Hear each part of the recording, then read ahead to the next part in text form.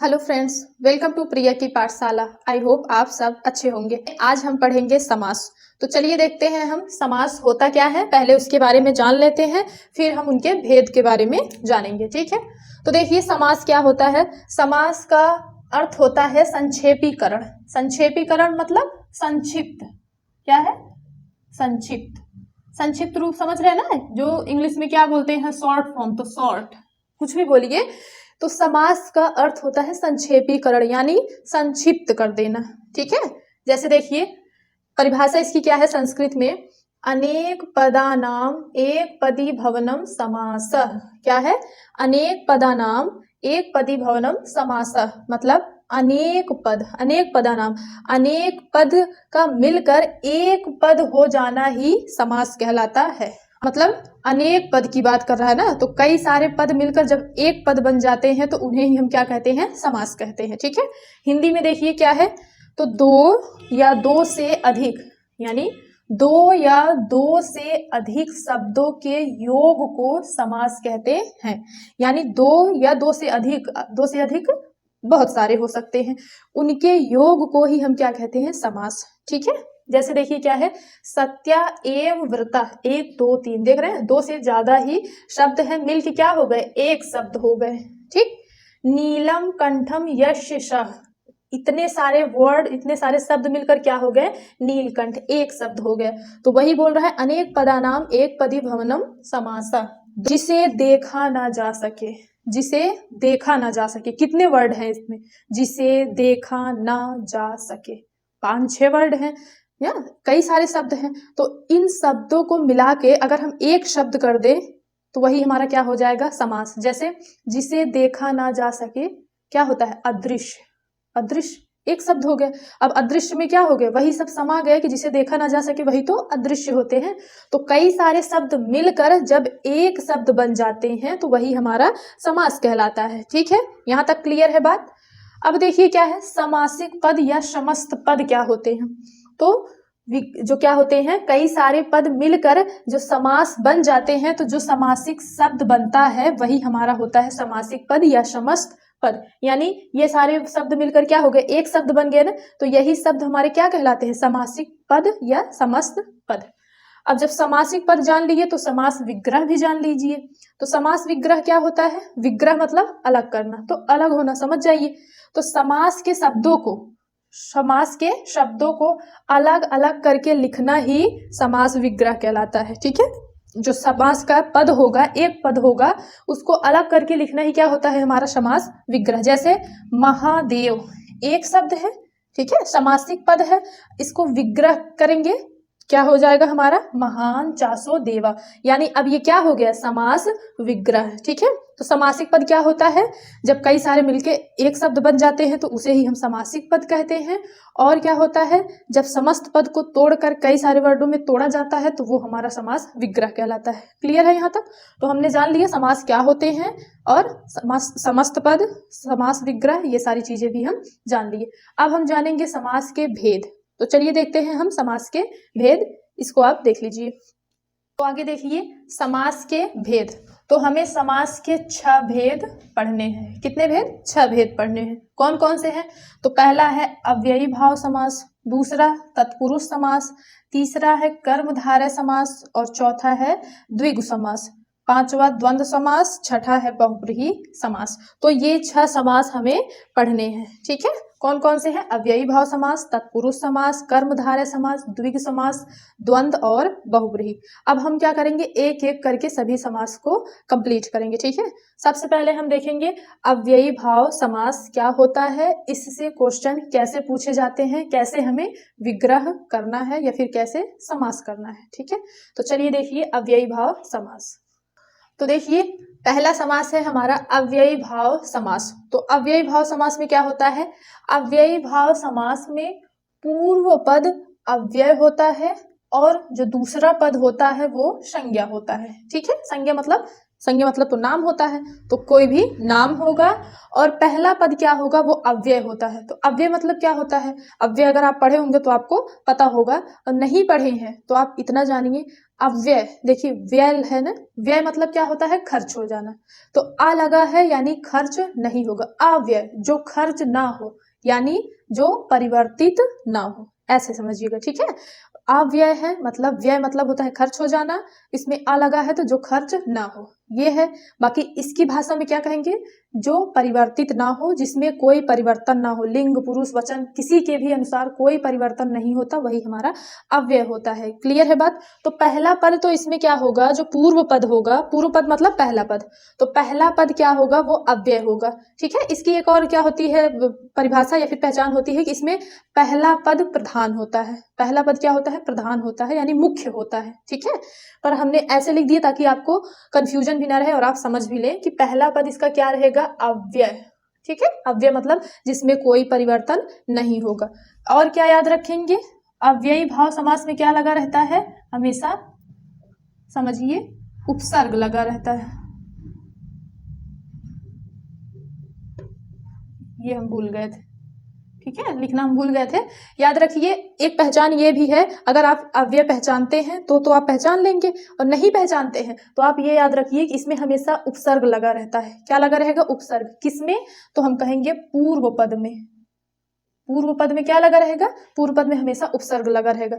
उपसर्ग क्या होता है, तो क्या होता है, पद के आगे ही तो लगता है, तो पूर्व पद लिखिए, या फिर ऐसे ही समझ जाइए कि उपसर्ग लगा रहेगा तो हमारा क्या होगा, वो अव्ययी भाव समास, ठीक है। उपसर्ग तो सबको पता है ना, जो क्या होता है, किसी शब्द के आगे जुड़ता है, वह शब्दांश मतलब शब्द का अंश होगा, छोटा हिस्सा होगा, पूरा शब्द नहीं होता है, वो क्या होता है, शब्द के आगे जुड़ जाता है, ठीक है। जैसे प्रति, उप, आ, अन, ऐसे होता है ना, तो वो सब क्या होते हैं, हम लोग जब छोटे थे तो बोला नहीं जाता है, आ उपसर्ग लगा के दो शब्द बनाइए, अन उपसर्ग लगा के दो शब्द बनाइए, प्रति उपसर्ग लगा के शब्द बनाइए, तो वही उपसर्ग क्या होगा, इसमें लगा रहेगा। कहाँ पे, तो पूर्व पद में। क्लियर है बात। और दूसरा पद क्या रहेगा, संज्ञा। और संज्ञा मतलब आपको पता ही है, नाम होता है, तो कोई सा भी नाम हो सकता है किसी भी जीव जंतु का, ठीक। देखिए पहला है हमारा यथा, यथा मतलब जैसे, उपकृष्णम, उपकृष्णम, तो देखिए पहला पद इसमें क्या है, पहला पद उप है और ये दूसरा, तो हमने कहा था पूर्व पद, पहले पद में क्या लगा रहेगा, तो हमारा उपसर्ग लगा रहेगा, या फिर बोलिए अव्यय रहेगा। तो उप क्या है, उप अव्यय है, यानी उप उपसर्ग भी समझिए, अव्यय भी, ठीक है।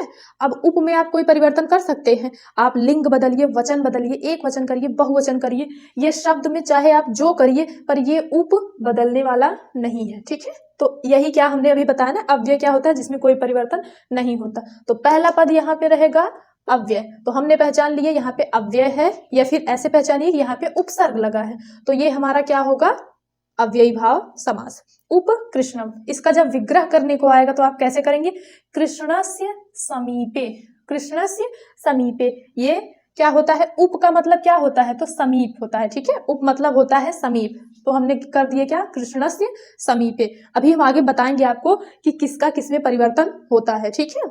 अभी आप बस समझिए, यथा शक्ति। अब देखिए यथा पूर्व पद क्या है, तो हम कहेंगे अव्यय है। अब यथा में कोई परिवर्तन आप कर सकते हैं, आप चाहे एक वचन करिए, बहुवचन करिए, लिंग बदलिए, पुरुष बदलिए, कुछ भी करिए, यथा में कोई परिवर्तन होने ही वाला नहीं है, ठीक है।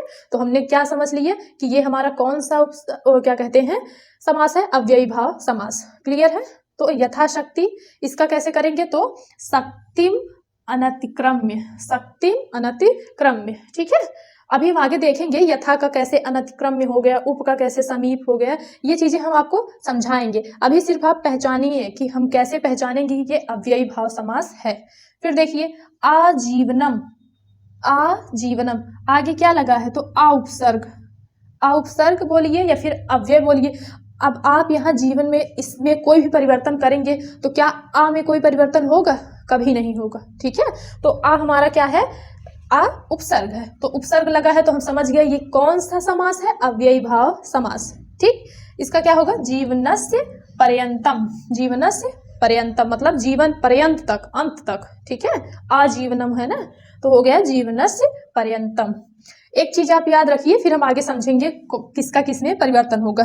ये आपको याद रखना है, जो संख्यावाची शब्द होते हैं, हमने पढ़ा है ना द्विगु समास, अगर आपने इससे पहले भी पढ़ा होगा तो आपको पता होगा द्विगु समास में क्या होता है। तो द्विगु समास में क्या होता है, हमेशा संख्या के साथ मतलब कोई न कोई संख्या आगे लगी रहती थी, तो हम उससे पहचानते हैं ये द्विगु समास है।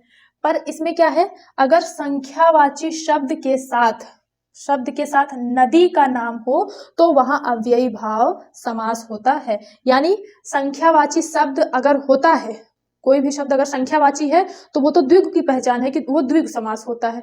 पर अगर उसमें नदी का नाम आ गया है तो हम कहेंगे वो द्विगु ना होके क्या हो जाएगा, हमारा अव्ययी भाव समास। जैसे पंच मतलब क्या होता है, तो पांच, पंचगंगम। अब ऐसे अगर आपको नहीं पता होगा तो आप कहेंगे संख्यावाची शब्द द्विगु होता है, पंच मतलब पांच होता है, तो आप द्विगु लगा देंगे। पर ऐसा नहीं करना है, आपको क्या लगाना है, अव्ययी भाव समास। क्यों? क्योंकि गंगम ये क्या है, नदी का नाम है, ठीक है। क्या हो गया ये, पंचगंगम पंचानाम गंगा नाम समाहारा, ठीक। फिर क्या, जैसे देखिए सप्त नर्मदा नाम, क्या हो गया, सप्तानाम नर्मदा नाम समाहारा। तो नर्मदा नदी होती है ना, सप्त लगा है, तो सप्त से ये नहीं कि हम द्विगु लगा के चले आएंगे, सप्त है संख्यावाची तो है, पर साथ में क्या है इसमें, तो नर्मदा यानी नदी का नाम है, तो ये क्या हो जाएगा, अव्ययी भाव समास। बस इसमें इतना जानना है। अव्ययी भाव समास में आप सीधा सीधा समझिए, सब भूल जाइए।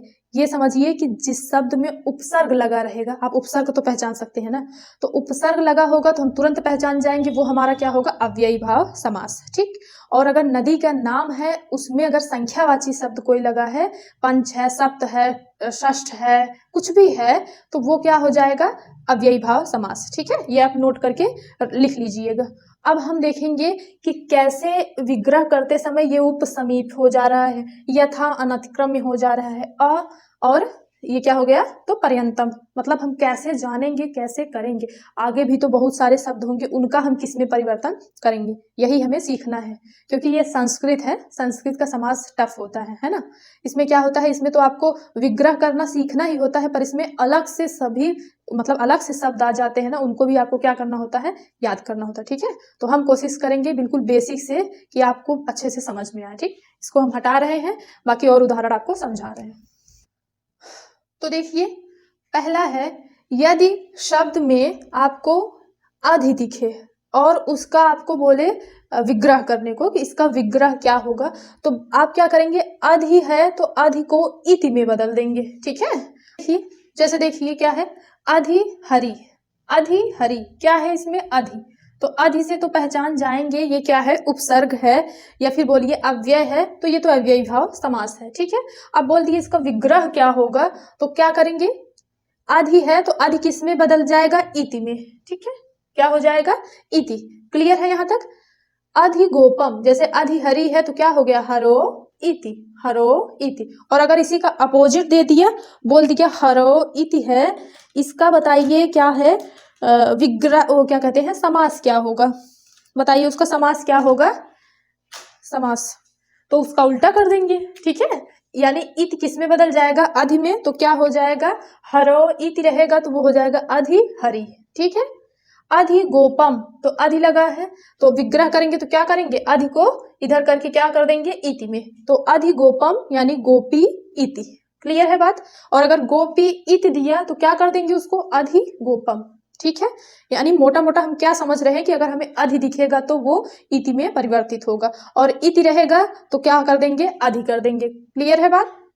दूसरा देखिए क्या है, उप है, उप अगर हमें दिखेगा तो क्या हो जाएगा, वो समीप में बदल जाएगा, ठीक है। उप का मतलब होता है समीप, समझिए, तो क्या कर देंगे, और अगर समीप है तो जब हम उसका समास करेंगे तो उप कर देंगे। जैसे देखिए क्या है, उपगंगम, उपगंगम, तो उप क्या है, उप लगा है यानी ये अव्ययी भाव समास है, तो हम इसका विग्रह कैसे करेंगे, तो क्या हो जाएगा, ये गंगस्य समीपम, क्या हो गया, गंगस्य समीपम। उप का हम किस में बदल दिए, समीपम में, तो ये याद रखिए उप का किस में बदलेगा, समीप में। और अगर बोल दिए गंगस्य समीपम तो क्या कर देंगे उसको, उपगंगम। जैसे उपनगरम, उपनगरम क्या हो जाएगा, नगरस्य समीपम। क्लियर है बात। आप ऐसे इसको समझते चलिए, दिमाग में रखते चलिए, हमको उप दिखेगा तो समीप, समीप रहेगा तो उप। क्लियर है। सु रहेगा तो उसको समृद्धि में बदलेंगे, ठीक है। जैसे सुभिक्षणम, सुभिक्षणम क्या हो जाएगा, भिक्षाणाम समृद्धि, भिक्षाणाम समृद्धि। और अगर ऐसे दे दिए भिक्षाणाम समृद्धि तो क्या कर देंगे, इस समृद्धि को क्या कर देंगे, सु, तो क्या हो जाएगा सुभिक्षणम। तो हमने जाना सु रहेगा तो समृद्धि कर देंगे विग्रह करते समय। और अगर विग्रह पहले से ही है, बोले समास क्या होगा, तो क्या करेंगे, जो ये हमारी समृद्धि होगी उसको हम सु में बदल देंगे, ठीक। आगे देखिए, निर, निर है तो वो क्या हो जाएगा, अभाव, निर का क्या हो जाएगा, अभाव। जैसे निर्मस्कम, निर इसमें क्या है, तो निर है, देखिए आधा रा है इसमें ना, तो निर्मस्कम। अब बताइए निर का क्या हो जाएगा, अभाव, यानी मस्कानाम अभाव, मस्कानाम अभाव, ठीक। और अगर इसी का उल्टा कर दे, मस्का नाम अभाव, तो क्या हो जाएगा, निर्मस्कम। देखिए हमने यहाँ लिख दिया, उल्टा कर दिया, मक्षिकाणाम अभाव, मक्षिकाणाम अभाव क्या हो जाएगा, तो अभाव का क्या हो जाएगा, हम जब समास करेंगे तो वो हो जाएगा निर, नी और आधा रा है ना, तो आधा रा तो ऊपर चला जाएगा, क्या हो जाएगा निर, फिर मक्षिकम, निर्मक्षिकम। यानी जब हम, ये समासिक पद है, एक पूरा पद है, इसका जब हम विग्रह करेंगे तो निर का तो अभाव कर देंगे, और अगर विग्रह है इसका समास करने को बोलेगा तो अभाव रहेगा तो उसको हम निर में बदल देंगे। क्लियर है बात। आगे देखिए, सा है, शा, शा है तो उसको सादृश्य में बदल देंगे, जब विग्रह करेंगे तो शा का सादृश्य कर देंगे। जैसे सा सखी, सा सखी, आगे क्या लगा है, शा, शा है तो क्या हो जाएगा, सदृश्य सख्या, ठीक, सादृश्य, यानी शा का हमने किस में बदल दिया, सादृश्य का। सावर्णम, सावर्णम तो आगे क्या है, शा, तो शा का किस में बदलेंगे, सादृश्य में, तो हो जाएगा हमारा सादृशा वर्णेन। और अगर उल्टा कर दिया सादृशा वर्णेन तो आपको याद आना चाहिए कि शा का सादृशा में होगा तो सादृशा का क्या हो जाएगा, श हो जाएगा, ठीक। और क्या याद रखना है हमें, एक चीज देखिए, प्रति, प्रति इसमें भी तो है, अलग करेंगे, क्या करेंगे, विच्छेद करेंगे तो प्रतिधन एकम होगा ना, तो इसमें भी प्रति है, इसमें भी प्रति। तो अगर प्रति लगा हुआ आता है, प्रति लगा रहेगा प्रतिदिनम, तो प्रति भी क्या है, अव्यय है, या फिर बोलिए उपसर्ग है, तो क्या हो जाएगा, वो अव्ययी भाव समास। विग्रह कैसे करेंगे, तो जब भी जिसमें भी प्रति लगा होगा तो क्या करेंगे, उसमें जब विग्रह करेंगे तो जो इधर वाला हमारा शब्द होगा उसको हम 2 बार लिख के फिर प्रति लिख देंगे। जैसे देखिए, प्रतिदिनम, तो हमने क्या किया, दिनम, दिनम प्रति, यानी जो दूसरा पद होगा उसको हमें 2 बार लिख देना है, फिर प्रति। फिर क्या है, प्रत्येकम, प्रतिधन एकम ना, तो प्रति इसमें भी है, तो एकम, एक को हम क्या करेंगे, 2 बार लिख देंगे, एकम, एकम प्रति। क्लियर है। तो अव्ययी भाव समास में हमें क्या मिलेगा, उपसर्ग, आगे क्या लगा रहेगा, उपसर्ग, ठीक है।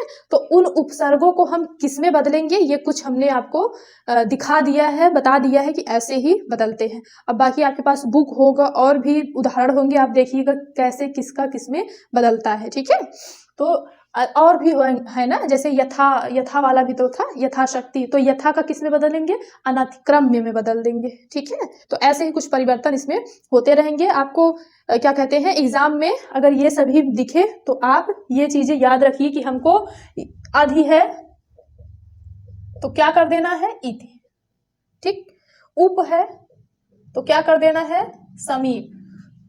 शु है, सु को किस में बदल देना है, समृद्धि में। फिर क्या है, निर का, यहां हम लिख दें, निर का अभाव में कर देंगे। शा का क्या कर देंगे, शा है तो शा को बदल देंगे सादृश्य में, ठीक है। और यथा होगा तो यथा का किस में बदलेंगे, अनातिक्रम में, ठीक है। तो ऐसे ही परिवर्तन इसमें होते हैं। आपको क्या क्या इसमें ध्यान रखना है कि अव्ययी भाव समास को, मतलब जो उनके उदाहरण होंगे कैसे उन्हें पहचानना है, तो उपसर्ग आगे लगा रहेगा, इससे पहचानना है। बाकी ये कुछ पॉइंट है, इनको ऐसे ही विग्रह में लगा देना है, ठीक है। समास करना है तो उसका उल्टा हमें कर देना है। तो अव्ययी भाव समास हम यही खत्म करते हैं। हमारा दूसरा समास क्या है, तत्पुरुष समास। इसमें क्या है, तो तत्पुरुष समास हमारा होता है, तत्पुरुष समास में उत्तर पद प्रधान होता है। उत्तर पद यानी तो हम कहेंगे दूसरा पद, पूर्व पद बोले तो पहला पद, ठीक। तो क्या होता है, तत्पुरुष समास में उत्तर पद प्रधान होता है, यानी दूसरा पद जो होता है वही मुख्य होता है, ठीक। जैसे देखिए, गंगा जलम, तो इसमें क्या मुख्य है, तो हम कहेंगे जल, जल इसमें क्या है, मुख्य है। दूसरा पद क्या होता है, मुख्य होता है, ठीक है। तो जल क्या है इसमें, मुख्य है। और क्या जानना है इसमें हमें, इसमें विभक्ति का प्रयोग होता है। किसमें, तत्पुरुष समास में। हिंदी में समास आप पढ़े होंगे तत्पुरुष समास, तो उसमें भी क्या होता है, तत्पुरुष समास में विभक्तियां आती थी। तो सेम वही है, जब भी हम विग्रह करेंगे उसमें क्या आएगा, विभक्ति आती है। ठीक है, और क्या देखना है आगे देखिए, तत्पुरुष समास के भेद अब हम देखेंगे। तत्पुरुष समास हम पढ़ रहे हैं, अब इसके भेद क्या होते हैं, तो इसके दो भेद होते हैं। तत्पुरुष समास के दो भेद होते हैं, कौन कौन से हैं, तो समान अधिकरण तत्पुरुष और व्यधिकरण तत्पुरुष। समान अधिकरण तत्पुरुष में क्या है, तो समान है, तो समझिए इसमें क्या होता है, समान विभक्ति होती है। जो विभक्तियां होती हैं वो क्या होती है, इसमें समान होती है। ठीक, और व्यधिकरण तत्पुरुष में क्या होता है, असमान विभक्तियां होती है। ठीक है, समान अधिकरण तत्पुरुष में समान विभक्तियां होती है और व्यधिकरण तत्पुरुष में असमान विभक्तियां होती हैं। तो ये दो भेद हैं किसके, तत्पुरुष समास के। अब देखिए क्या होता है, समान अधिकरण तत्पुरुष क्या होता है, तो इसमें क्या होता है, दोनों पद है वो क्या होते हैं, प्रथमा विभक्ति में होते हैं। ठीक है, हमने कहा ना समान अधिकरण तत्पुरुष में क्या होता है, समान विभक्ति होती है। तो कौन सी विभक्ति होती है, तो प्रथमा। तो याद रखिए दोनों पद में, जो दो पद होंगे दोनों पदों में प्रथमा विभक्ति ही होगी। बस समान अधिकरण में हमें इतना ही जानना है। ठीक है, पढ़ना हमको क्या है, व्यधिकरण तत्पुरुष, इनको हमें डीप से पढ़ना है, मतलब अच्छे से पढ़ना है। क्वेश्चन हमारे व्यधिकरण तत्पुरुष से ही ज्यादा पूछे जाते हैं। ठीक है, समान अधिकरण में तो आप बस इतना जानिए, समान होता है, बस उसमें यही याद रखना कि प्रथमा विभक्ति होती है। ठीक है, प्रथमा विभक्ति अगर दोनों पद में है तो वही हमारी क्या है, समान अधिकरण। ठीक, अब आइए देखिए व्यधिकरण तत्पुरुष।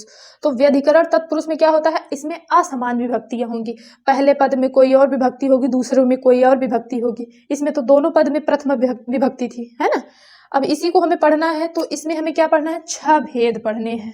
जो व्यधिकरण तत्पुरुष है इसके 6 भेद पढ़ने हैं। तो कौन कौन से हैं, तो इसका पहला भेद है द्वितीय तत्पुरुष। है तो पहला, पर नाम है क्या इसका, द्वितीय तत्पुरुष, क्योंकि प्रथमा तो इसमें समझ लीजिए, जो प्रथमा विभक्ति थी वो तो इसमें हो गई। तो स्टार्ट कहाँ से करेंगे हम, द्वितीय से, पर व्यधिकरण का वो पहला भेद होगा। ठीक है, तो क्या है, द्वितीय तत्पुरुष। फिर दूसरा है हमारा तृतीय तत्पुरुष, तीसरा है चतुर्थी तत्पुरुष। तो ये 3 भेद हो गए, 3 भेद इधर हैं। चौथा है हमारा पंचमी तत्पुरुष, षष्ठी तत्पुरुष और सप्तमी तत्पुरुष। तो इतने तत्पुरुष हमें पढ़ने हैं। क्लियर है बात। तो तत्पुरुष समास में क्या होता है, इसमें उत्तर पद यानी दूसरा पद प्रधान होता है। इसमें विभक्तियों का प्रयोग किया जाता है। ठीक है, इसमें विभक्ति का प्रयोग होता है। और क्या है, तत्पुरुष समास दो भेद हैं इसके, समान अधिकरण और व्यधिकरण। समान अधिकरण में समान विभक्तियां होती हैं, यानी दोनों पद में प्रथम विभक्ति होती है, बस इतना जानना है। और क्या है, व्यधिकरण है। व्यधिकरण तत्पुरुष में क्या है, असमान विभक्तियां होती हैं, जिसमें हमें कितने भेद पढ़ने हैं, क्या कहते हैं, 6 भेद हमें पढ़ने हैं। क्लियर है बात। तो अब हम एक एक करके सबको कंप्लीट करेंगे। द्वितीय विभक्ति, तृतीय, चतुर्थी, ऐसे ऐसे करके, विभक्ति नहीं सॉरी, तत्पुरुष। तो द्वितीय तत्पुरुष समास हम सबसे पहले पढ़ेंगे। इसको हम हटा के लिखते हैं। तो देखिए पहला है हमारा, ये क्या है, पहला है तत्पुरुष समास नहीं बल्कि व्यधिकरण तत्पुरुष का ये पहला प्रकार है। कौन सा, द्वितीय तत्पुरुष। इसमें क्या है, जब द्वितीय विभक्ति वाले पद, तो पद कौन से पद, तो बस आपको पद जितना हम लिख रहे हैं वो याद कर लेना है, एज इट इज। आपको सेम यही चीज दिख रहा है, आप तुरंत लगा दीजिए वो द्वितीय तत्पुरुष है। ठीक है, जैसे श्रित, आतीत, पतित, गत, प्राप्त, अत्यस्त, आपन्न। ठीक, ये पद पीछे दिखाई दे, जब भी ये सारे पद पीछे दिखाई दे हम तुरंत जान जाएंगे वो कौन सा हमारा तत्पुरुष है, तो द्वितीय तत्पुरुष है। एग्जाम में दिया रहेगा, क्या कहते हैं, द्वितीय, तृतीय तत्पुरुष, चतुर्थी तत्पुरुष। तो आप क्या करेंगे, इन सभी से अगर आपको याद रहेगा तो इनसे पहचान लेंगे कि ये हमारा द्वितीय तत्पुरुष है। ठीक है, तो ये क्या है, ये सूत्र है, ये समझिए जो वर्ड हम लिख रहे हैं ये सूत्र है, बस इनको अलग अलग करके आपको बताया गया है ताकि आपको समझ में आए, आप सीधा सीधा ये वर्ड दिमाग में रख लें। ठीक है, तो कौन कौन से हैं, तो श्रित, अतीत, पतित, गत, प्राप्त, अत्यस्त, आपन्न। ये पद कहाँ दिखाई देंगे, पीछे। जैसे देखिए इधर हमारा क्या है, ये विग्रह है। ठीक है, इसको हम समास किए हैं, तो समास करना भी आप देख लीजिए कैसे हुआ है और पहचान भी लेंगे ऐसे ही। देखिए कृष्णम श्रिता, कृष्णम श्रिता क्या हो गया, कृष्णाश्रिता, कृष्णाश्रिता। अंत में क्या आया है, तो अंत में हमारा ये देखिए है ना श्रिता, तो श्रित, श्रित से हम जान जाएंगे ये कौन सा है, तो द्वितीय तत्पुरुष है। शरणम आगता, क्या हो जाएगा, शरणागता, तो अंत में क्या है, गता, तो हमने कहा ये देखिए गत है ना, तो गत आएगा तो भी हम जान जाएंगे कि ये द्वितीय है। लोकम अतीता, क्या हो जाएगा, लोक अतीता, ठीक, अतीता, तो ये देखिए यहाँ से यहाँ तक अतीता, अतीत है ना, तो ये क्या है, द्वितीय तत्पुरुष है। नरकम पतिता, नरकम पतिता, तो क्या हो जाएगा, नरक पतिता, अंत में क्या आया है, पतिता, तो पतित, ठीक। सिर्फ वो क्या है, ये विसर्ग लग गए, संस्कृत है ये तो लगाना ही होगा, बाकी आप वर्ड ऐसे ही याद रखिए कि पतित आएगा, तो पतित आ गया तो हमें क्या प्राप्त हो गया, ये द्वितीय तत्पुरुष है, ठीक। सुख प्राप्त, सुख प्राप्त, कौन सा, अगर समास एग्जाम में पूछ लिए सुख प्राप्त में कौन सा समास है, तो आपको ऑप्शन दिया रहेगा तो आप पहचान नहीं जाएंगे कि अंत में क्या है, प्राप्त, तो प्राप्त है इसमें, प्राप्त, तो प्राप्त है यानी ये क्या है, द्वितीय तत्पुरुष। और अगर विग्रह करने को यही कर दे तो क्या कर दोगे आप, सुखम, सुखम प्राप्त, ठीक है। तो बस आपको क्या याद रखना है, आपको ज्यादा दिमाग नहीं लगाना है, बस आपको सीधा सीधा ये जो वर्ड दिख रहे हैं कितने हैं, ये जितने भी होंगे 5-7, आप इनको क्या कर लीजिए, एज इट इज दिमाग में रख लीजिए कि अगर ये पीछे दिखेंगे तो हम तुरंत जान जाएंगे कि क्या है, द्वितीय तत्पुरुष है। क्लियर है, बस पहचानना है इसमें, ठीक। तो अब हम देखेंगे हमारा तृतीय तत्पुरुष यानी क्या कहते हैं, व्यधिकरण का दूसरा प्रकार। यहाँ हम लिख दें नहीं तो कंफ्यूजन होता रहेगा। व्यधिकरण, ये व्यधिकरण तत्पुरुष का चल रहा है, ठीक। तो व्यधिकरण तत्पुरुष का ये क्या है, पहला प्रकार है। अब हम पढ़ेंगे दूसरा। अगला देखिए, दूसरा है हमारा तृतीय तत्पुरुष। तो तृतीय तत्पुरुष में क्या होता है, तो तृतीय विभक्ति वाले पद कौन कौन से, तो ये भी समझिए क्या है, हमारा सूत्र ही है, बस हमने अलग अलग लिखा है।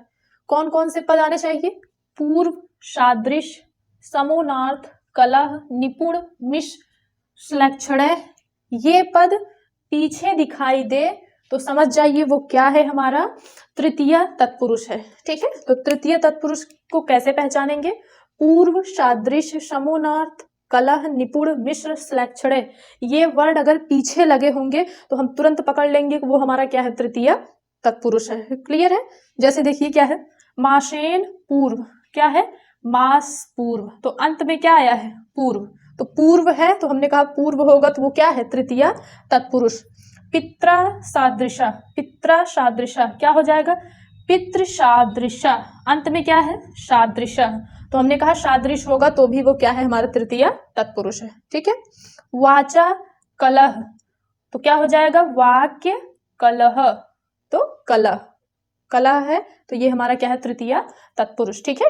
तो वाक्य कलह, कलह मतलब झगड़ा, तो बातचीत से झगड़ा, वाचा कलह, बातचीत से झगड़ा। तो हिंदी हमें नहीं देखना है, हमें कुछ ज्यादा नहीं समझना है, सिर्फ हमें फोकस करना है कि ये सारी चीजें हमें मतलब याद रहे दिमाग में कि हाँ ये तृतीय तत्पुरुष के वर्ड हैं, ठीक है। गुण मिश्र, गुण मिश्र, बताइए इसमें कौन सा समास है, तो गुण मिश्र कैसे पहचानेंगे, अंत में देखेंगे जो पीछे लगा है पद क्या है, तो हम कहेंगे ये हमारा है मिश्र लगा है, यानी ये क्या है, तृतीय तत्पुरुष। तो कौन सा समास आप लगाएंगे, तृतीय तत्पुरुष, ठीक है। क्लियर है बात यहाँ तक। तो पूर्व, सादृश, समोनार्थ, निपुण, कलह, मिश्र, श्लक्षणे, ये वर्ड आपको दिखे तो आप समझ जाइए ये क्या है, तृतीय तत्पुरुष है। क्लियर है, बस जल्दी जल्दी आप ऐसे ऐसे वर्ड देखते जाइए, समझते जाइए, ये खत्म हो जाएगा। तो अब अगला हम देखेंगे, तीसरा वाला है हमारा कौन सा, चतुर्थी तत्पुरुष, ठीक है, इसको हम हटा रहे हैं। तो देखिए तीसरा तत्पुरुष है हमारा चतुर्थी तत्पुरुष, यानी व्यधिकरण तत्पुरुष का तीसरा भेद है हमारा चतुर्थी तत्पुरुष। इसमें क्या है, तो इसमें हम डायरेक्ट लिख दिए हैं कौन कौन से वर्ड यानी शब्द आपको पहचानने हैं। तो अंत में आएगा ये आप जानते हैं, मतलब शब्द के पीछे आएगा, तो कौन कौन से, बलि, हित, सुख, रक्षिते, और भी कुछ वर्ड होंगे। तो ये वर्ड अगर आपको पीछे दिख गए तो आप याद कर सकते हैं ना, बलि, हित, सुख, रक्षिते, ये क्या है, ये 4 हैं आपके, और भी हैं, तो उनको क्या कहेंगे आप, ये सब जब पीछे देखेंगे तो आप तुरंत कहेंगे कि ये हमारा क्या है, चतुर्थी तत्पुरुष, ठीक है। इसमें क्या होता है, तो अगर हिंदी होता तो उसमें हिंदी में समास कैसे होता, तो अर्थ में क्या आता है, जब आप विग्रह करते हैं तो उसमें के लिए आता, तो इसमें क्या आता है, के लिए। ठीक है, तो जैसे देखिए यथा, जैसे गोभ्य गोभ्य सुखम, गोभ्य सुखम, तो क्या होगा इसका तो हमें समास करना है, क्या हो जाएगा, गो सुखम। अब बात आती है पहचानना है, कैसे पहचानेंगे, तो हमने क्या बताया, सुख, तो सुख आया है ना, ये तो क्या है, संस्कृत है तो हमने लगा दिया सुखम, तो अंत में क्या आया है, सुख, तो सुख आएगा तो हम कहेंगे वो क्या है, हमारा चतुर्थी तत्पुरुष। और देखो इसमें है भी ना, गो सुखम, मतलब गाय के लिए सुखकारी, तो अर्थ में क्या आ रहा है, के लिए आ रहा है ना।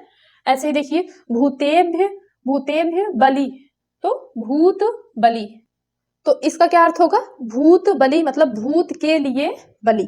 ठीक, गोभ्य हितम, गोभ्य हितम, गो हितम, अंत में क्या है, हित, तो हमने कहा हित आएगा तो हमारा क्या हो जाएगा, वो चतुर्थी विभक्ति, यानी गाय के लिए हितकारी। ठीक, तो के लिए आ रहा है। तो ऐसे ही हमारा होता है, अगर पूछ ले विद्यालय, हिमालय, देवालय, इसमें कौन सी विभक्ति है, तो आप क्या बताएंगे, चतुर्थी विभक्ति ही बोल दे रहे हैं, क्या है, कौन सा तत्पुरुष है या फिर कौन सा समास है, तो आप बताएंगे चतुर्थी तत्पुरुष। पहले तो अगर ऐसे दे दिया कि कौन सा समास है, तो आपको अव्ययी भाव समास, द्विगु समास, तत्पुरुष समास ऐसे देगा, तो आप क्या करेंगे, लगाएंगे तत्पुरुष समास।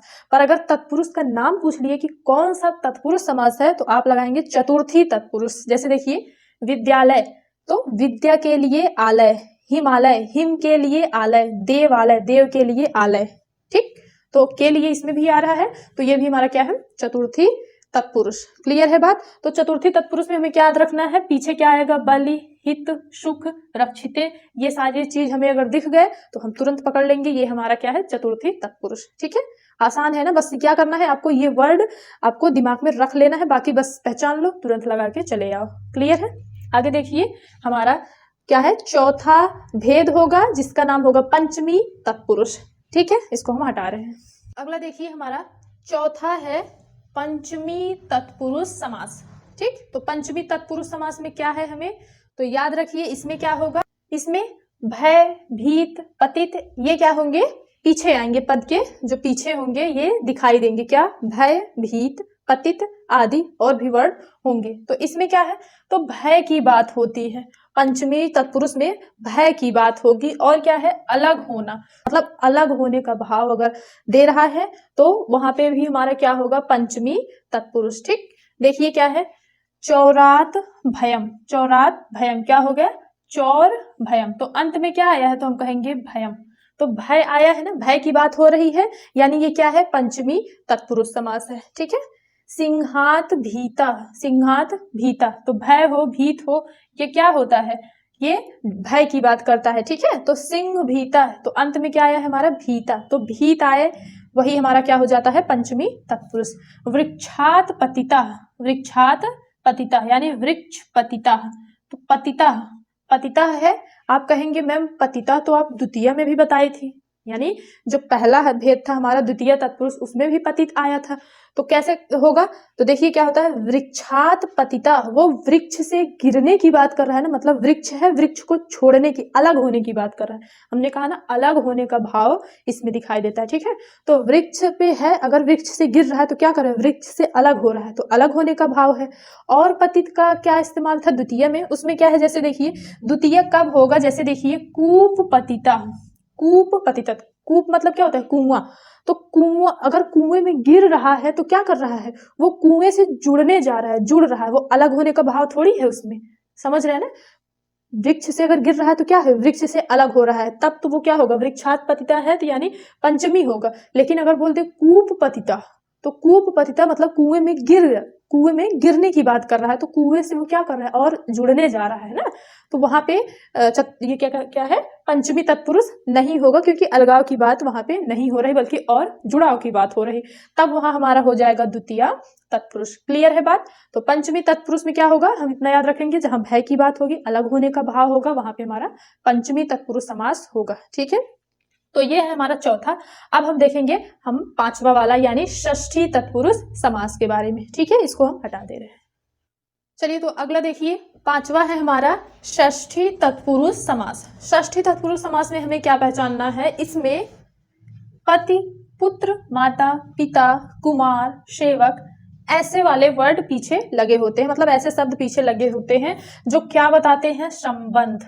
ठीक है, यानी अगर संबंध बता रहा है तो वो क्या है, षष्ठी तत्पुरुष। संबंध यानी कैसे संबंध बताएगा, जब आप उसका अर्थ निकालेंगे तो का, की, के ऐसे आएगा विग्रह होने पर। ठीक है, हिंदी अगर आप पढ़े होंगे तो उसमें होता है ना का, की, के, राजा का पुत्र, ठीक है, राजा का कुमार, ऐसे होता है ना, तो क्या होता है का, तो राजा का पुत्र, तो क्या बता रहा है, ये संबंध बता रहा है ना। तो इसमें क्या होता है आप समझिए, अगर आप हिंदी में समझना चाह रहे हैं तो षष्ठी तत्पुरुष समास में होता है संबंध बताया जाता है। ठीक है, का, की, के ऐसे अर्थ निकलता है जब आप विग्रह करेंगे। ठीक, बाकी संस्कृत में आप तो बस हम इतना कहेंगे, आप बस यही वर्ड सीधे सीधे याद कर लीजिए कि संबंध बताने वाले शब्द यानी पति, पुत्र, माता, पिता, कुमार, सेवक, ये वर्ड आते हैं। ठीक है, जैसे देखिए ये था, जैसे राग्य पुत्र, तो अंत में क्या आया है, पुत्रा, यानी राजा का पुत्र। राजकुमारा, राजा का कुमार। ठीक, राष्ट्रपति, अंत में क्या आया है, पति, तो हमने कहा पुत्र, कुमार, पति, तो पुत्र भी है, कुमार भी है, पति। पति जैसे राष्ट्रपति, मतलब राष्ट्र का पति, यानी राष्ट्र का स्वामी। ठीक है, तो क्या अर्थ निकल रहा है, का, की के बीच में आ रहा है ना, यानी संबंध ही तो बता रहा है, तो राष्ट्र का स्वामी, तो संबंध ही बता रहा है। सीतापति, मतलब सीता का पति, अंत में क्या आया है, पति। राजसेवका, राजसेवका यानी राज्य, राज का सेवक, फिर भी संबंध बता रहा है। प्रजापति, मतलब प्रजा का पति, यानी प्रजा का स्वामी। तो क्या याद रखना है, अंत ये क्या होगा, संबंध बताता है। ठीक, ऐसे भी नहीं समझ पा रहे हैं तो याद रखिए, संबंध वाले शब्द जो होंगे, पति, पुत्र, कुमार, सेवक, ये सब अगर पीछे लगे होंगे तो तुरंत हम जान जाएंगे ये हमारा क्या है, षष्ठी तत्पुरुष समास। ठीक, बस इसमें इतना ही जानना है। अब जल्दी जल्दी देखते चलिए सारा। छठवें में क्या है हमारा, सप्तमी तत्पुरुष समास। सप्तमी तत्पुरुष समास में क्या है, इसमें श्रेष्ठ, निपुण, उत्तम, कुशल, पटु, शौंड, ये वर्ड मतलब ये शब्द क्या होते हैं, पीछे लगे होते हैं। ठीक है, ये पीछे लगे रहेंगे तो आप पहचान जाना क्या है वो, सप्तमी तत्पुरुष। अब इसमें क्या होता है, तो इसमें योग्यता बताई जाती है। ठीक है, जिस भी शब्द को आपको देखने से लगे कि इसमें योग्यता बता रहा है तो आप जान जाइए वो सप्तमी तत्पुरुष समास है। ठीक है, और जब अर्थ निकालेंगे, उसको विग्रह करेंगे, अलग करेंगे, तो उसमें क्या होगा, में या पर, इससे अलग होगा वो। ठीक है, देखिए जैसे यथा, जैसे कार्य कुशला, तो अंत में क्या आया है, कुशल, तो हमने कहा कुशल आएगा तो वो क्या है, सप्तमी तत्पुरुष। नहीं तो ऐसे ही समझ लीजिए, इसमें क्या कर रहा है, योग्यता बता रहा है ना कि कार्य में कुशल, और विग्रह करने पर क्या आ रहा है, में। ठीक है, तो में आता है क्योंकि ये सप्तमी क्या कहते हैं, सप्तमी तत्पुरुष समास है और इसमें योग्यता बताई जाती है, विग्रह करने पर में आएगा ही। ठीक है, नहीं समझ में आ रहा तो आप बस ये शब्द याद रखिए कि ये सारी चीजें अगर लगी हैं तो हम जान जाएंगे ये हमारा क्या है, सप्तमी तत्पुरुष समास। ठीक, मुनि श्रेष्ठ, मतलब मुनियों में श्रेष्ठ। पुरुषोत्तम, पुरुषोत्तम तो उत्तम, अंत में क्या आया है, उत्तम, यानी पुरुषों में उत्तम। क्लियर है बात। तो सप्तमी तत्पुरुष ये भी बहुत आसान है, ये सब क्या है, संबंध बता रहा है, षष्ठी है, और क्या कर रहा है, योग्यता बता रहा है, तो सप्तमी है। अब योग्यता वाले वर्ड आपको नहीं पता क्या होता है, निपुण हुआ, श्रेष्ठ हुआ, और क्या है, कुशल, उत्तम, ये तो खुद ही लग रहे हैं ना कि ये बता रहा है। शौंड हुआ, ये सब क्या बता रहे हैं कि ये योग्यता वाले वर्ड हैं, शब्द हैं, और ये तो संबंध आपको दिख ही रहा है। ठीक है, तो इसमें हमें कैसे याद कर लेना है, यही कि सप्तमी तत्पुरुष समास में योग्यता वाले वर्ड यानी शब्द आते हैं। ठीक है, और जब भी उसका अर्थ निकालेंगे तो क्या आता है, में आता है। क्लियर है यहाँ तक। तो अब हमारा है, ये तो हमारा खत्म हो गया व्यधिकरण तत्पुरुष के कितने भेद हमने पढ़े, 6 भेद हमने कंप्लीट कर लिए।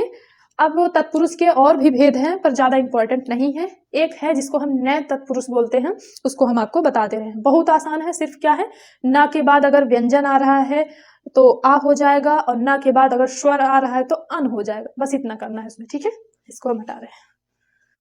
तो चलिए देखिए, नए तत्पुरुष समास, नए में क्या है, ना आएगा, यानी इसमें नकारात्मकता होती है, इसमें निगेटिव की बात होती है। ठीक है, तो ऐसे भी आप पहचान लेंगे, जिसमें हमेशा निगेटिविटी की बात होगी यानी नकारात्मकता की बात होगी, वो हमारा क्या है, नए तत्पुरुष समास होगा। ठीक है, और जब उसका हम समास करेंगे तो ना के बाद अगर हमें व्यंजन मिलेगा तो हम आ कर देंगे, और अगर ना के बाद हमें स्वर मिला, आ ई उ, ये सब स्वर होते हैं, क ख ग घ वाले क्या होते हैं, व्यंजन, तो स्वर मिलेगा तो हम अन कर देंगे, बस इतना आपको समझना है। ठीक है, जैसे ना धन स्वस्थ, मतलब ना स्वस्थ, तो हम क्या कर देंगे, ये क्या है, शा क्या है, व्यंजन है, तो ये आ किस में बदल जाएगा, व्यंजन रहेगा तो यानी ये ना किस में बदल जाएगा, आ में। व्यंजन है ना का मेल व्यंजन से हुआ तो क्या हो जाएगा, अस्वस्थ। अस्वस्थ, स्वस्थ होता तो पॉजिटिविटी होती, मतलब पॉजिटिव की बात हो रही है, अस्वस्थ है तो निगेटिव की बात हो रही है, ठीक है, नकारात्मकता की बात है।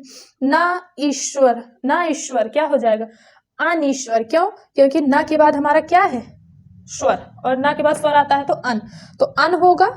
ये ना किस में बदल गया, अन में, और ई की मात्रा है तो ईश्वर लगा दिए, छोटी मतलब बड़ी की मात्रा है तो हमने बड़ी की मात्रा इस पे लगा दी है, क्या हो गया, अनीश्वर।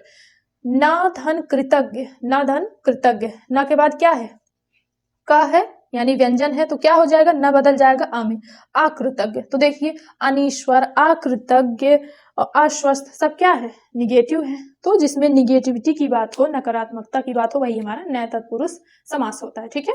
तो तत्पुरुष समास हमारा खत्म होता है। कर्मधारय समास, तो कर्मधारय समास में क्या है, कर्मधारय समास में तो इस समास में दोनों पद प्रधान होते हैं, ठीक है, दोनों पद क्या होते हैं, मुख्य होते हैं। उसमें क्या था, अव्ययी भाव समास में पहला पद मुख्य होता था, फिर क्या था, तत्पुरुष में क्या है, दूसरा पद मुख्य होता था, है ना। अब इसमें क्या है, इसमें दोनों पद प्रधान होगा, पहला भी और दूसरा भी, यानी दोनों पद क्या होगा, प्रधान यानी मुख्य होगा। इसमें एक पद क्या होगा, विशेषण, एक पद विशेषण होगा तथा दूसरा पद जो होगा वो क्या होगा, विशेष। समझ रहे हैं, कर्मधारय समास की पहचान क्या है कि इसमें एक जो मतलब एक पद होगा वो विशेषण होगा और जो दूसरा होगा वो विशेष्य होगा। विशेषण क्या होता है, सबको पता है, विशेषण क्या है, जो विशेषता बताते हैं, ठीक है। विशेषता बताने वाले वर्ड आपको मतलब कहीं भी दिख जाए तो वही क्या होता है, विशेषण होता है।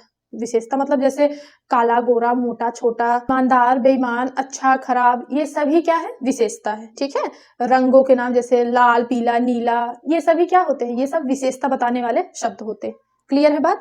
तो क्या है, इसमें एक पद क्या होगा, विशेषण होगा और दूसरा क्या होगा, विशेष। विशेष क्या है, तो जिसकी विशेषता बताई जाएगी, जो शब्द होगा उसमें क्या होगा, एक विशेषण होगा, एक विशेष। तो जो विशेषता जिसकी बताई जाएगी वही क्या होगा, हमारा विशेष होगा, ठीक है। तो बस इतना याद रखिए, इसमें क्या आपको मिलेगा, विशेषण, यानी विशेषता बताने वाले शब्द आपको देखने को मिलेगा। जैसे देखिए, श्रेष्ठ पुरुष, श्रेष्ठ पुरुष यानी श्रेष्ठ पुरुष, श्रेष्ठ पुरुष। अब इसमें क्या है, दोनों पद प्रधान है, तो पहचानेंगे कैसे, तो हमें पता है कि इसमें क्या होता है, एक विशेषण होता है और एक विशेष्य होता है। विशेषण क्या होता है, विशेषता बताने वाले शब्द। तो श्रेष्ठ, श्रेष्ठ, उत्तम, ये सब क्या है, ये सब विशेषता बता रहा है ना, विशेषता बताने वाले शब्द हो गए। और पुरुष क्या है, तो हम कहेंगे विशेष। क्यों, क्योंकि इसी की विशेषता बताई जा रही है, यानी जिसकी विशेषता बताई जाती है वही हमारा क्या होता है, विशेष। पहचान लेंगे ना, आपको कैसे पहचानना है, कर्मधारय समास, उसमें विशेषण होगा, ठीक। आगे देखिए, नीलम कमलम, नीलम कमलम, समास करेंगे तो क्या होगा, नील कमलम, नील कमलम। तो नील, नील क्या है, तो हम कहेंगे नील हमारा विशेषण है। कमल, कमल की विशेषता बता रहा है ना, तो ये क्या है, कमल तो हमारा विशेष्य हो गया और नील क्या है, ये हमारा विशेषण हो गया, ठीक है। कमल नीला है ना। कृष्णा सर्पा, कृष्ण सर्पा, क्या हो गया, कृष्ण सर्पा। अब बताइए क्या, कौन सा समास है, तो हम कहेंगे ये क्या है, कृष्ण और ये सर्प। तो कृष्ण, वो कृष्ण वाले कृष्ण नहीं, कृष्ण मतलब यहाँ पे है काला, कृष्ण मतलब क्या होता है, काला होता है ना। तो कृष्ण मतलब हम कहेंगे ये हो गया हमारा काला, और सर्प तो पता ही है, यानी ये क्या है, ये है विशेषण। काला, नीला, पीला, हरा, ये सब जो रंग की भी बात हो जाए तो विशेषण है, और जिसकी विशेषता बता रही है, यानी सर्प क्या है, तो ये है विशेष। क्लियर है बात, यानी इसमें एक पद में विशेषण होगा, दूसरे में विशेष्य होगा, ठीक है। जैसे यहाँ पे देखिए, महाकवि, महाकवि मतलब महाकवि, विशेषता बता रहा है ना, कवि की क्या विशेष बता रहा है, विशेषता।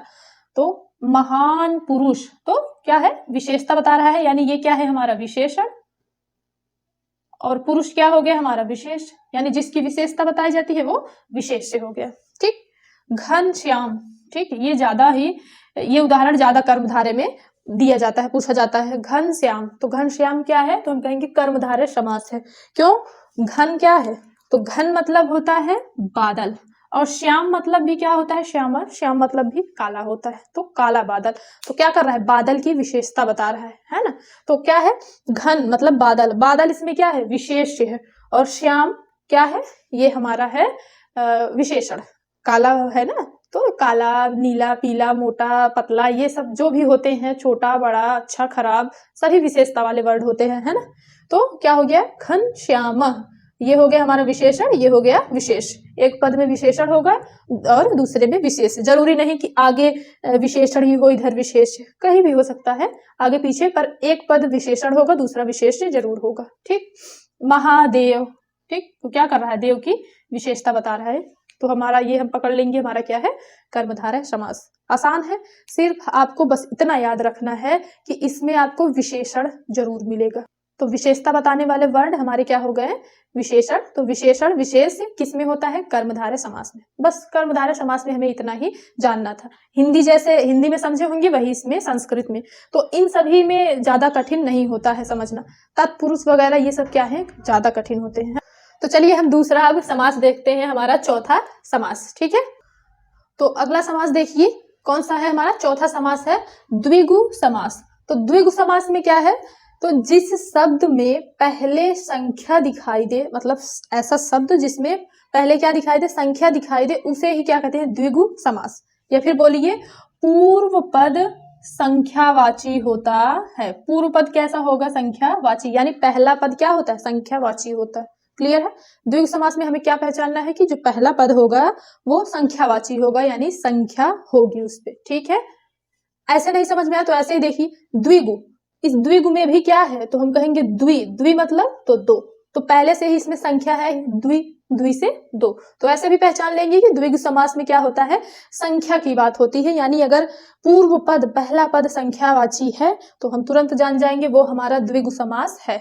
जैसे देखिए यथा त्रिलोकी, तो त्रि मतलब क्या है, तो तीन, तो पहचान नहीं जाएंगे कि ये कौन सा समास है, द्विगु समास है ना।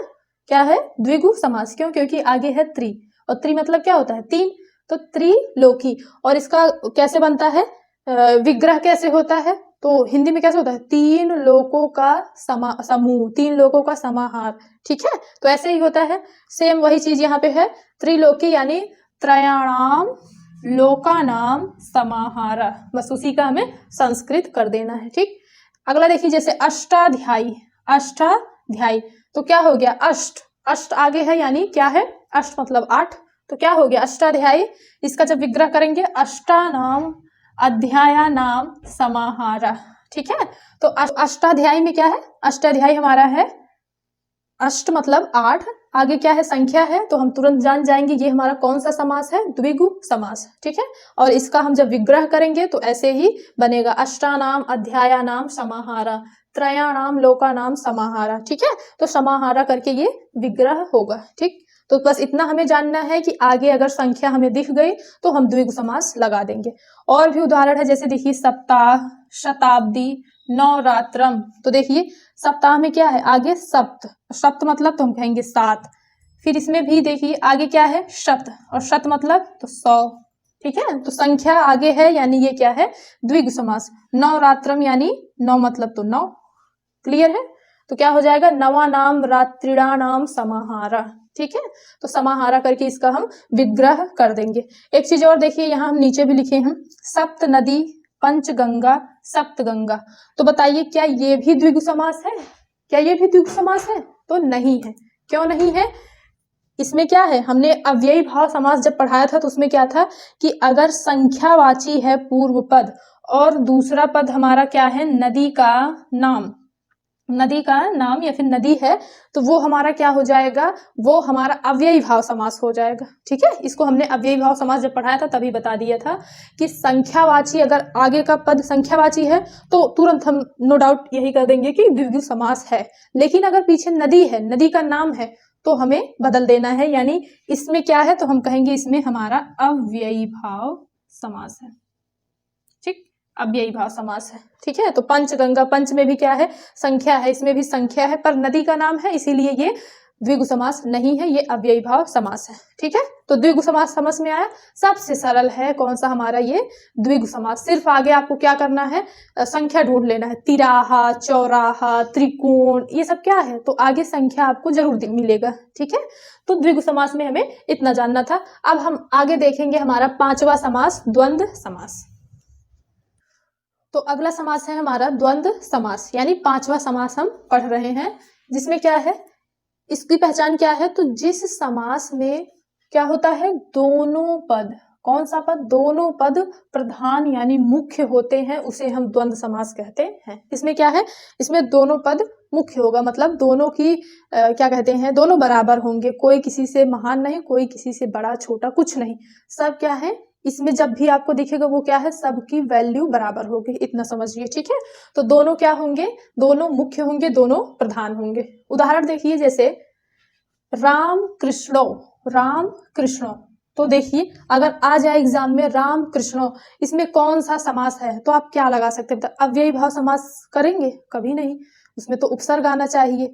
फिर क्या है, तत्पुरुष, तो तत्पुरुष में क्या है, ये राम कृष्णो, इसमें कहीं आपको दिख रहा है तत्पुरुष है, द्वितीय तत्पुरुष, तृतीय तत्पुरुष, क्या है इसमें, कुछ है, कोई विभक्ति आपको इसमें दिख रही है, तो वो भी नहीं है। उसके बाद हमने क्या पढ़ा, कर्मधारय समास, तो उसमें क्या है, विशेषण है, विशेष है, तो वो भी इसमें नहीं है ना।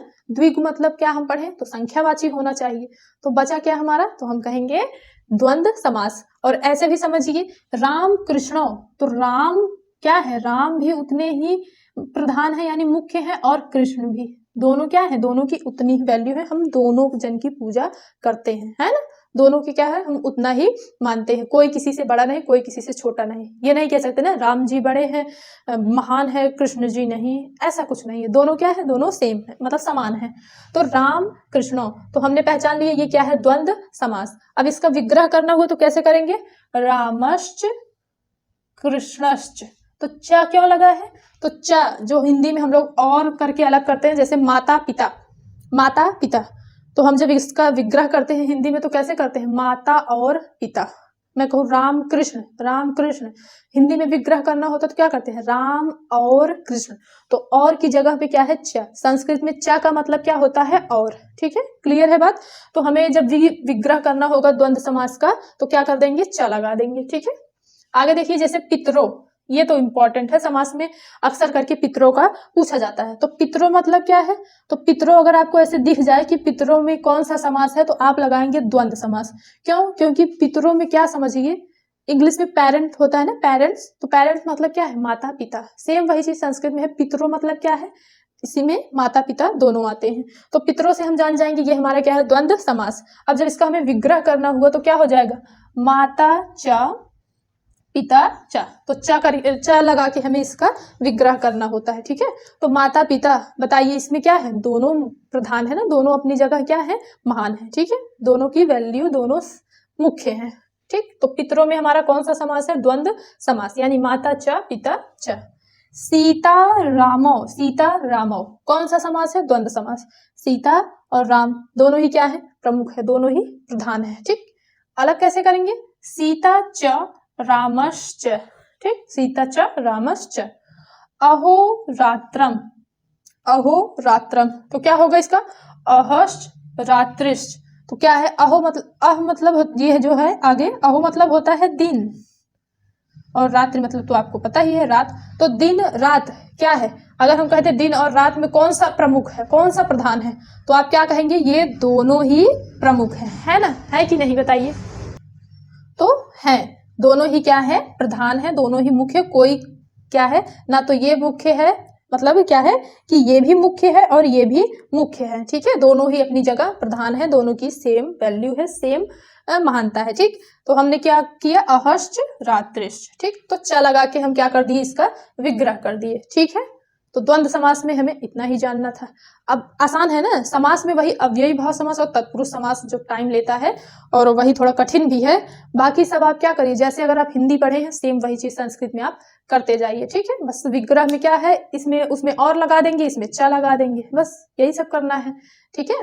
तो द्वंद्व समास में हमने जाना कि इसमें दोनों पद प्रधान होते हैं, ठीक, और इसको जब हम अलग करेंगे तो क्या करेंगे, च लगा देंगे, और आपके सामने ये उदाहरण हमने रख दिया है। अब हम पढ़ेंगे हमारा छठा समास, बहुब्रीहि समास, तो ये हमारा लास्ट समास है, भी हमें 6 समास पढ़ने हैं, ठीक है।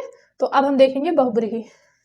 तो अगला समास देखिए, हमारा छठवां समास है हमारा बहुव्रीहि समास। तो बहुव्रीहि समास की पहचान क्या है, तो बहुव्रीहि समास में होता है हमारा, बहुव्रीहि समास में अन्य पद, अन्य पद की प्रधानता होती है, यानी इसमें ना पहला पद प्रधान होता है ना दूसरा पद प्रधान होता है, ना तो दोनों पद प्रधान होते हैं, बल्कि क्या होता है इसमें दोनों पद के अलावा कोई और इसमें मुख्य होता है। ठीक है, तो इसमें क्या है, अन्य पद की बात कह रहा है ना, अन्य पद की प्रधानता होती है। ठीक है, जो दिया रहेगा उससे हटके किसी और की अगर प्रधानता हो रही, किसी और के बारे में बात हो रही है, तो वहां पे हमारा बहुब्रीहि समास होता है। ठीक है, जैसे देखिए उदाहरण है हमारा, ये था पीताम्बरा, पीताम्बरा, तो क्या होगा अगर इसका विग्रह करेंगे तो क्या होगा, विग्रह अगर हिंदी में बोले पीताम्बर, पीताम्बर किसके कपड़े को कहते हैं ये सबको पता है, कृष्ण जी के, है ना।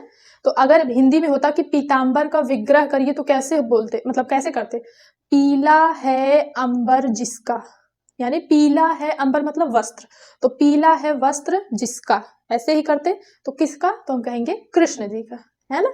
तो किसकी प्रधानता हो रही है, तो ना तो पीत ना तो अंबर, या बल्कि किसकी हो रही, किसी और की हो रही, यानी कृष्ण की बात यहाँ पे हो रही है। ठीक है, तो इसमें क्या होता है, अन्य पद की प्रधानता होती है। ठीक है, तो ऐसे ही तो करते हैं ना, पीला है अंबर जिसका, तो सेम वही इसमें करना है, बस उसको संस्कृत में कर देना है। क्या करना है, पीतम अंबरम यस्य, यस्य। अब यस्य मतलब क्या होता है, तो हम कहेंगे जिसका, जो हम लोग अभी बोले हैं हिंदी में वही इसका मतलब हो गया। ठीक, यस्य यानी पीला है अंबर या वस्त्र जिसका, तो किसका, हम कहेंगे कृष्ण जी का, कृष्णा का, है ना।